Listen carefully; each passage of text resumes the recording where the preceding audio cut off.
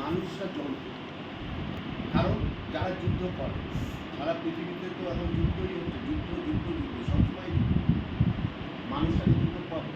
কোনো সভ্য মানুষ, শিক্ষিত মানুষ কি যুদ্ধ চায়? চায়। তাহলে যুদ্ধ যখন রাষ্ট্র করায় মানুষরাই করে। রাষ্ট্র তো আসে যন্ত্রে তৈরি করে, কারণ তারা রোবট, কারণ রাষ্ট্রের কথা তারা মানতে বাধ্য হয়।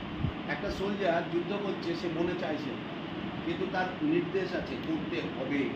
তার মানে কি, তার মধ্যে মনুষ্যত্ব সে নিজেই মেনে নিচ্ছে, কারণ সে তখন রোবট। এইটা আমরা দেখি। তাহলে তোমাদের মুভমেন্ট হবে রোবটিক মুভমেন্ট। একটা বিট রেডি হও।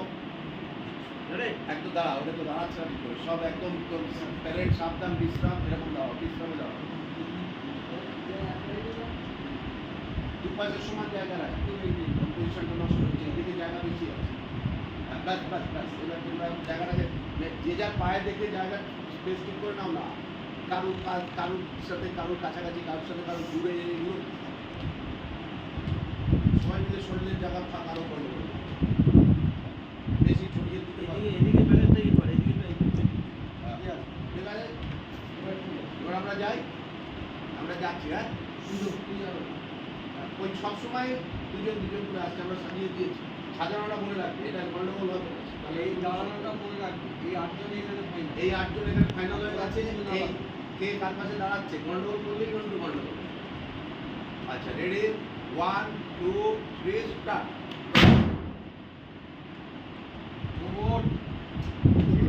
রোবটের মতো রোবট কি হয়তো খেলনা বলে দেবো,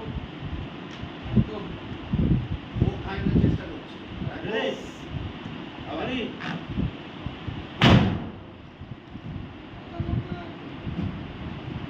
হাতে মাথা নেবো না।